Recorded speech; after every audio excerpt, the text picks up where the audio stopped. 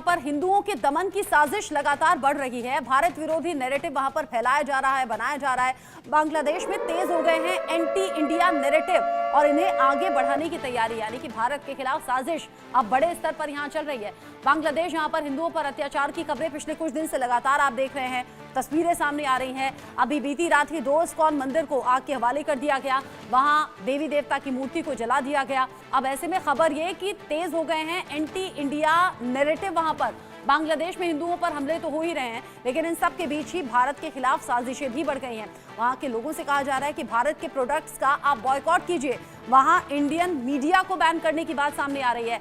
कट्टरपंथी मौलाना एकदम एक्टिव हैं, मोहम्मद यूनुस उनके हाथ की कठपुतली बन गए हैं। और अब ये खबर जहां भारत विरोधी नैरेटिव फैलाया जा रहा है, बनाया जा रहा है और ये सब कुछ हो रहा है भारत के खिलाफ, इसको लेकर बात हम करेंगे। Group captain retired UK Devnath sir मेरे साथ में जुड़ गए हैं डिफेंस एक्सपर्ट के तौर पर, और साथ ही साथ मेजर रिटायर्ड मोहम्मद अली शाह भी थोड़ी देर बाद मेरे साथ में जुड़ेंगे। लेकिन यूके देवनाथ सर, जो कुछ बांग्लादेश में हो रहा है पिछले कुछ दिन से, वो किसी से छिपा नहीं। हिंदुओं को लगातार टारगेट करना, हमले करना, मंदिरों को जलाना। अब ये जो भारत के खिलाफ सीधे सीधे जंग बांग्लादेश छेड़ रहा है, ये भारत के प्रोडक्ट्स को बैन करना, भारत की मीडिया को बैन करना, सीमा पर उनके सैनिकों की जो कहेंगे कि एक्टिवनेस है वो बहुत ज्यादा बढ़ गई है, मंदिरों के निर्माण में भी रोक में हस्तक्षेप वो कर रहे हैं। कैसे देखें इसे और क्यों कर रहा है बांग्लादेश ऐसा? देखिए, अगस्त के महीने से ही बांग्लादेश में जब से केयर टेकर सरकार आई है और मोहम्मद यूनुस उसके नाम के वास्ते प्राइम मिनिस्टर हैं, अब बांग्लादेश में हिंदुओं के विरुद्ध जो कार्रवाइयां हो रही हैं वो थोड़ा उग्र रूप धारण कर चुके हैं। लेकिन अच्छी बात ये है, पॉजिटिव डेवलपमेंट ये है कि हमारे जो विदेश सचिव हैं श्री विक्रम मिस्री, वो कल बांग्लादेश जा रहे हैं 2 दिवस के यात्रा पर। अब जब हमारे विदेश सचिव वहां पर होंगे तो डेफिनेटली बांग्लादेश के सरकार के साथ उनकी बातचीत होगी और बातचीत का मेन मुद्दा यही होगा कि बांग्लादेश में जो हिंदुओं के ऊपर अत्याचार हो रहे हैं, बांग्लादेश की होम मिनिस्ट्री, बांग्लादेश की सेना और पुलिस इस पर थोड़ा काबू करे। अ, वैसे मैं बता दूं दर्शकों के लिए, जानकारी के लिए, कि लगातार अगस्त के महीने, सितंबर और अक्टूबर के महीने में बांग्लादेश का जो हाई कमीशन दिल्ली में है, हमारा विदेश मंत्रालय लगातार उनके संपर्क में रहा है और बांग्लादेश के हाई कमिश्नर के साथ जो मुद्दे उठे हैं उसमें हिंदुओं को किस तरह से प्रोटेक्शन दिया जाए बांग्लादेश में, ये चीज बांग्लादेश हाई कमिश्नर के साथ बातचीत कई बार हुई है। कम से कम बोलने के लिए अच्छी बात यह है कि कम से कम दिखाने के लिए बांग्लादेश हाई कमिश्नर और मोहम्मद यूनुस ने भी ये कहा है कि वह ये सुनिश्चित करेंगे कि बांग्लादेश में हिंदुओं को कोई नुकसान ना पहुंचे। हाँ, देखिए, मोहम्मद यूनुस जो हैं वो नाम के वास्ते वहाँ प्राइम मिनिस्टर हैं, उनका असल में कोई जमीनी पकड़ नहीं है। ठीक है, सोशल रिफॉर्मिस्ट थे, नोबेल प्राइज भी मिला, लेकिन अपने बल पे वो खड़े हो जाएंगे तो शायद 10 वोट भी नहीं वहां पर जमा कर पाएंगे। वो उनको कोई पार्टी सपोर्ट नहीं करती, उनको इंस्टॉल ही किया गया है एज ए पपेट लीडर। अब बात यह है कि जब हमारे विदेश सचिव जब वहां पहुंचेंगे तो किन किन मुद्दों पर बात होगी। सबसे बड़ा मुद्दा है हिंदुओं का प्रोटेक्शन, इसके बाद मुद्दा है कि बॉर्डर को खुला रखना।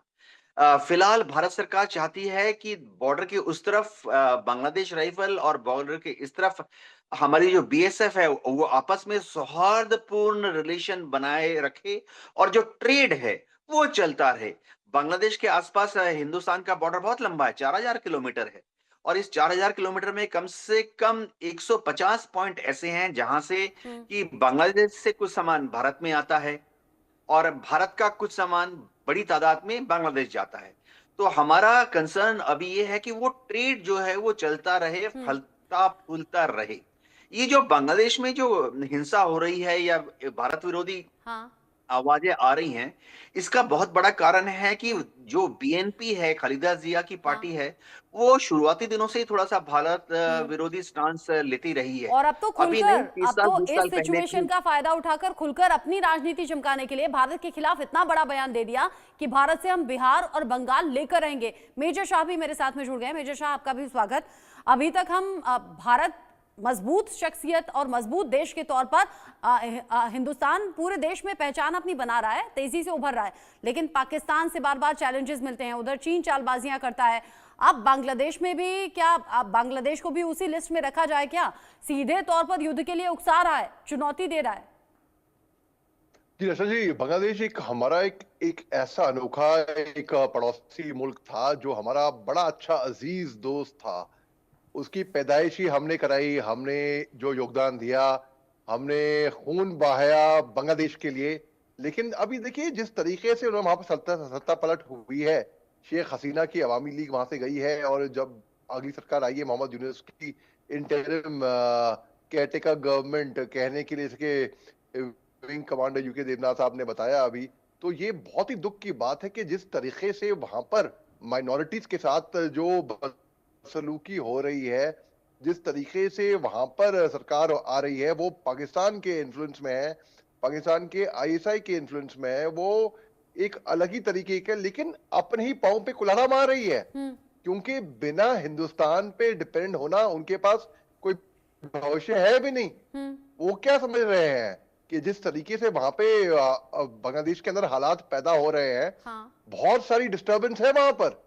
तो बिल्कुल कल हमारे फॉरेन सेक्रेटरी विक्रम मिस्री साहब वहां पर जा रहे हैं और अब तक देखिए बहुत लोग कहते हैं कि हिंदुस्तान ने कोई ऐसा कोई ठोस मैसेज दिया नहीं है बांग्लादेश के लिए, लेकिन मेरे को पूरी उम्मीद है कि कल वहां पर एक बहुत ही ठोस मैसेज वहां पर जाएगा बांग्लादेश में। और ये बात स्वीकार हुई, दास साहब थे वहां पे, महागुरु थे, हिंदू महागुरु, यानी आप कह रहे हैं धर्मगुरु वहां पे, यानी आप कह रहे हैं कि विदेश सचिव जब जाएंगे तो हो सकता है ये नैरेटिव चेंज हो या फिर ये सिचुएशन में कुछ चेंजेस हो। यूके देवनाथ सर भी उस बात का जिक्र कर रहे थे। लेकिन यूके देवनाथ सर, जब पाकिस्तान से टूटकर बांग्लादेश अलग हुआ, भारत की इसमें बड़ी भूमिका रही, भारत के कई सैनिक इसमें बलिदान उन्होंने अपना दे दिया।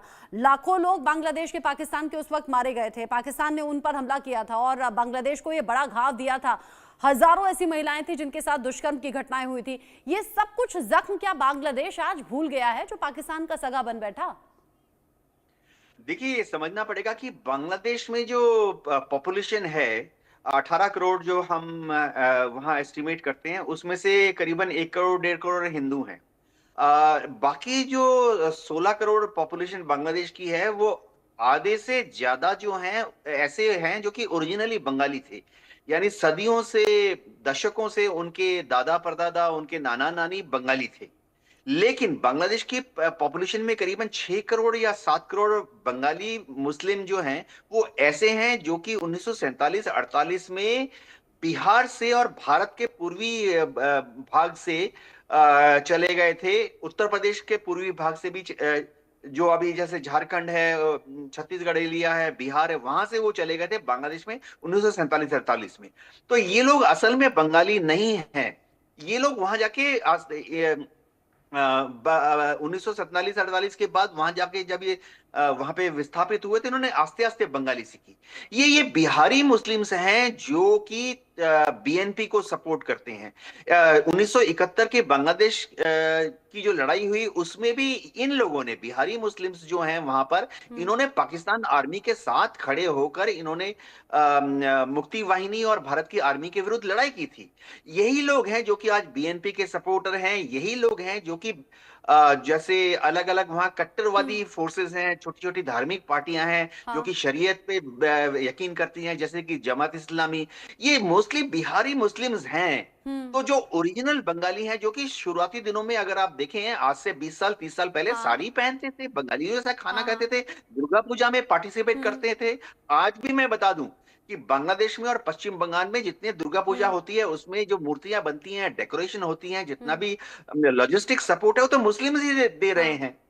ये सिर्फ एक छोटा सा धड़ा है, छोटा सा धड़ा है। लेकिन सवाल ये है कि बांग्लादेश में जो अभी हो रहा है, पाकिस्तान के हाथ की कठपुतली अगर बांग्लादेश बन रहा है, तो क्या इसमें पाकिस्तान की अपनी सोच है या पाकिस्तान के पीछे चीनी या बाकी विदेशी ताकतों का हाथ है? ये तमाम बातें सोचने वाली हैं। और बांग्लादेश कैसे भारत के खिलाफ आंखें तरे रहा है या दिखा रहा है या युद्ध के लिए उकसा रहा है, इस पर भी नजर रहेगी। अभी के लिए UK Devnath sir, major Shah, दोनों का बहुत शुक्रिया इंडिया न्यूज के लिए टाइम निकालने के लिए और इस पूरी खबर पर अपने व्यूज दर्शकों तक पहुंचाने के लिए। आगे बढ़ेंगे और आगे बढ़ते हुए जो बड़ी खबर है वो किसानों के आंदोलन से जुड़ी हुई है। प्रदर्शनकारी किसानों का दिल्ली कूच आज हो रहा है। दिल्ली जाने के लिए